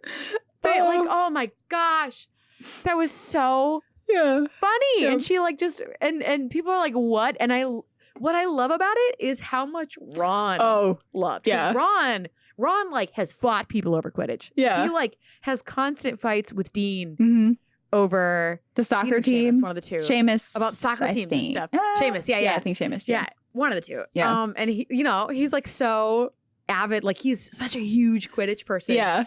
And for him to genuinely love her stuff, like to the point where she's like, I know you're making fun of me. And he's like, no, No, but for real, that was great. I bet like if you're on the field and you're hearing this, like what a way to like release the tension of like all of his fear to hear Luna be like, that clown looks like and it's enough that McGonagall actually takes over. Of all the she starts screaming over the thing.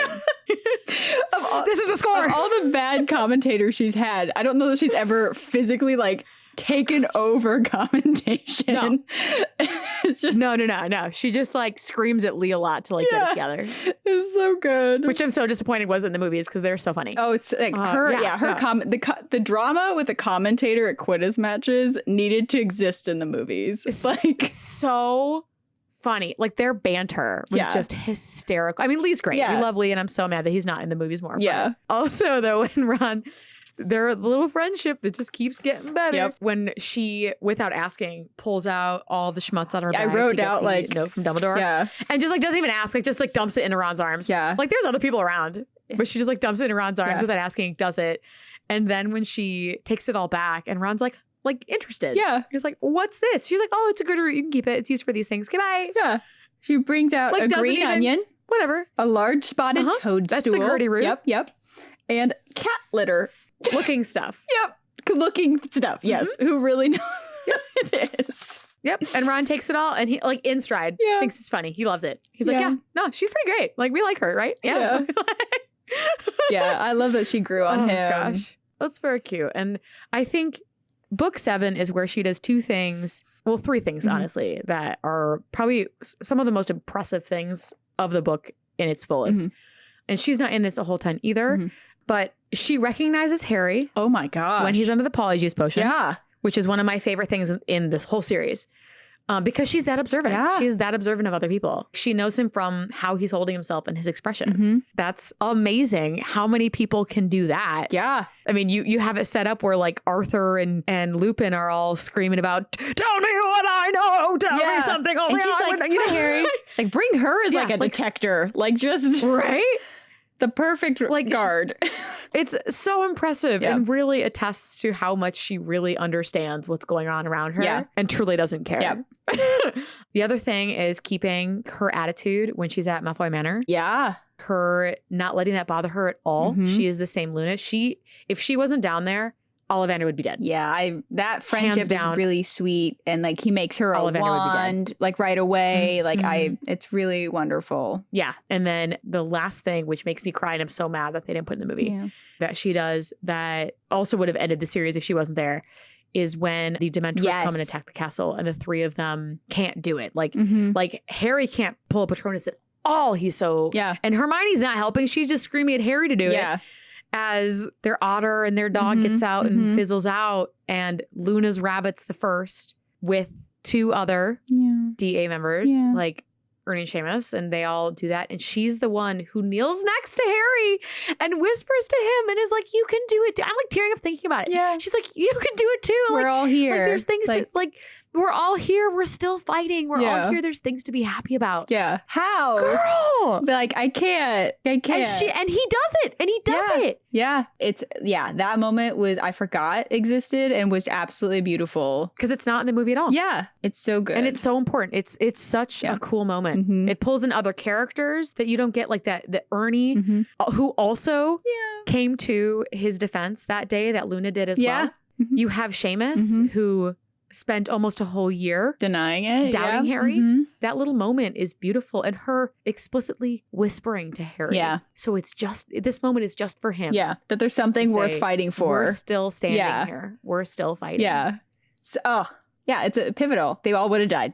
Yeah. They all would have died. It's amazing. And in book 7, we do get to meet her dad, which is really wonderful. Yes. I love that. Xenophilius. I love that she says she told her dad they should wear dress robes, and he said that sun colors brings luck. And brings luck. I started noticing in this book when things are questioned about her dad, like she very specifically believes everything her dad tells her without question. Yeah. And I think there's something really kind of beautiful about that blind faith relationship between the 2 of them. She doesn't have anybody else. Yeah, she didn't have anyone else until DA. And the portraits in her room are beautiful. They're stunning. Yeah. Her skills are beautiful.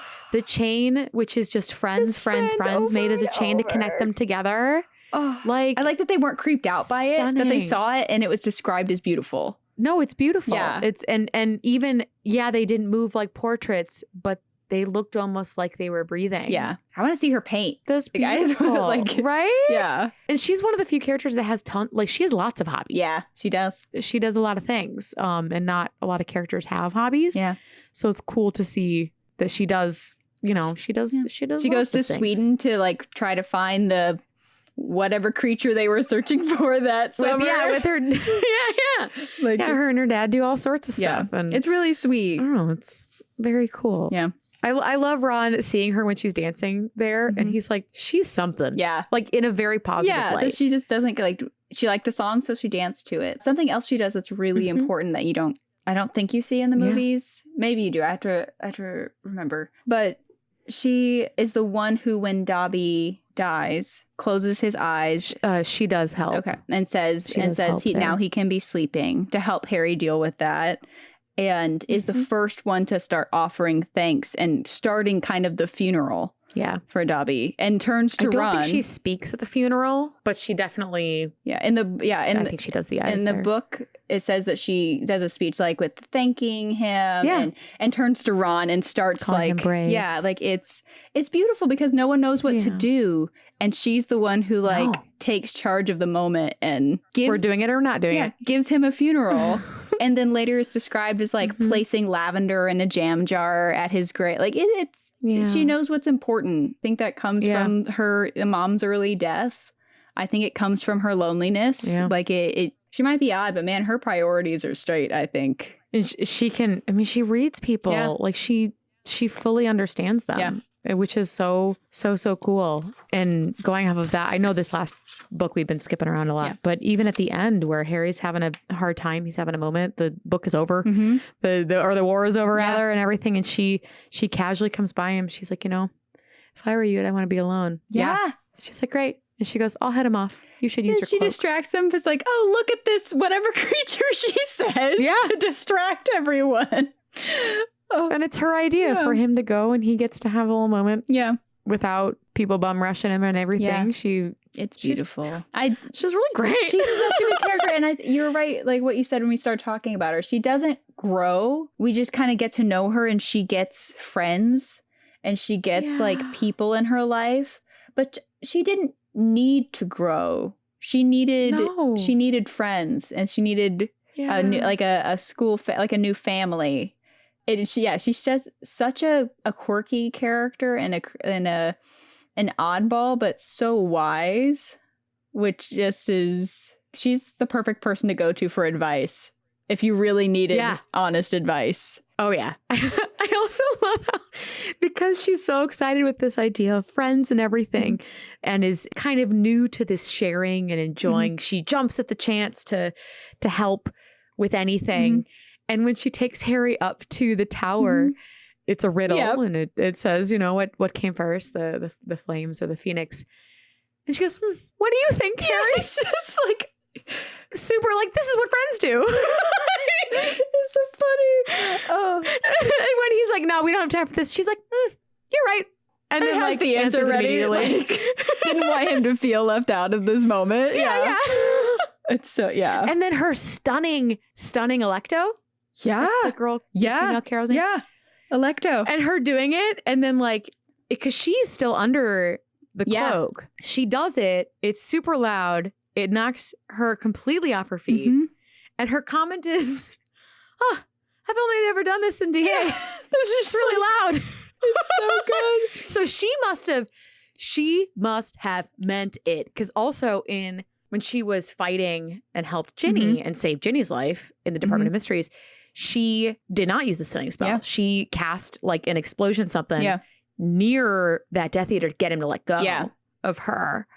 And then she obviously cast the spells to lock the doors and all that kind of stuff. So for her to mean it so much, to blow this woman off her feet and not just like, stun, crumple, like... Yeah.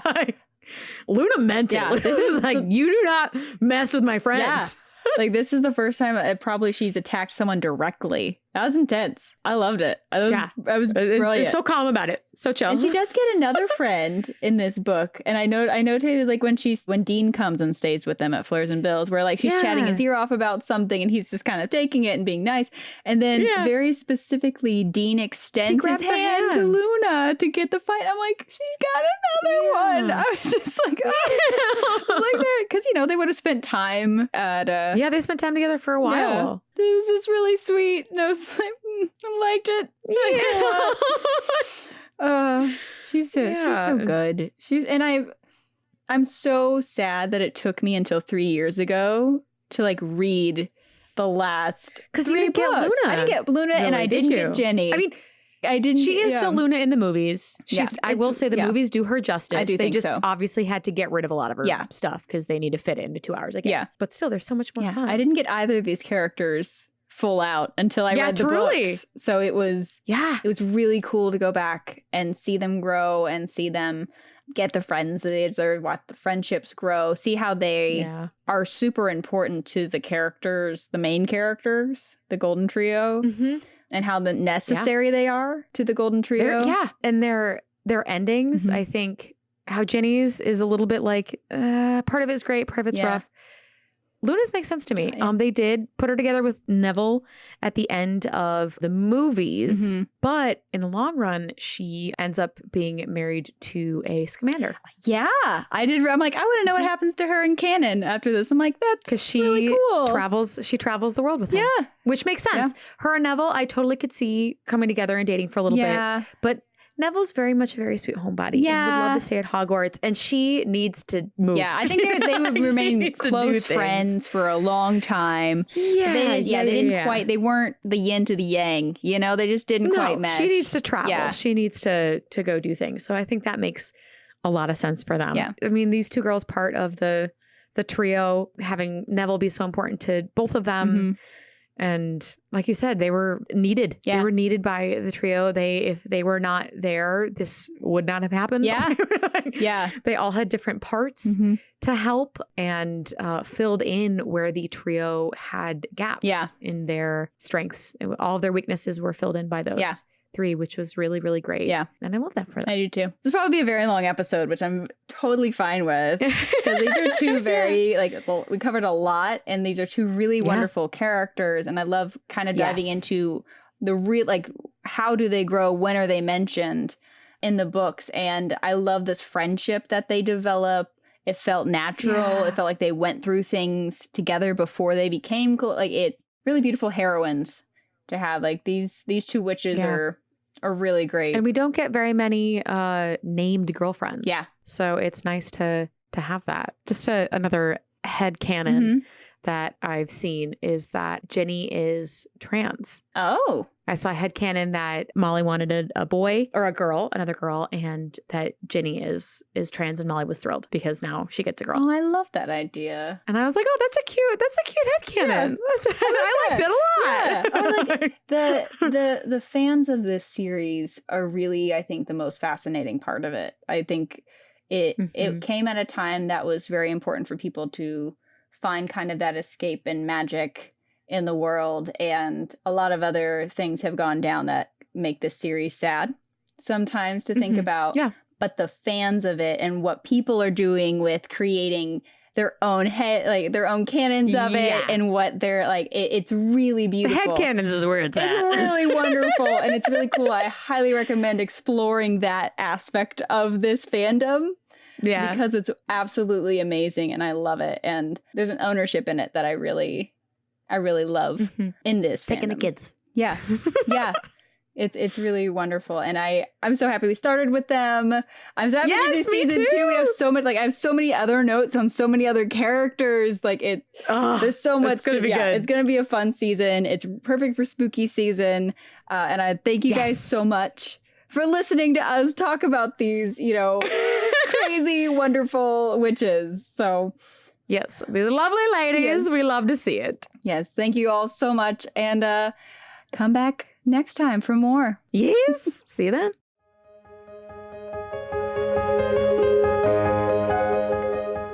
Thank you so much for joining us for this episode of Damsels in Dialogue. Tune in next week as we explore the rest of the Weasley women and our favorite Beauxbaton champion, Fleur Delacour. If you enjoyed listening today, we'd love to have you subscribe to this podcast and share with friends. If you really enjoyed our discussion, you can find more behind-the-scenes content, a peek at our research notes, and even entire bonus episodes on Patreon. Each month, we release a full after-hours episode where we will discuss each movie adaptation and don't hold back. You can reach us on social media. Links to all of our platforms can be found in our About section. Until next time, this has been Damsels in Dialogue. Have a nice day. And fuck TERFs. This podcast episode is sponsored by Windermere Wands. You can find them at windermerewands.com. It's also produced by Hello Out There Audio, part of Hello Out There Productions.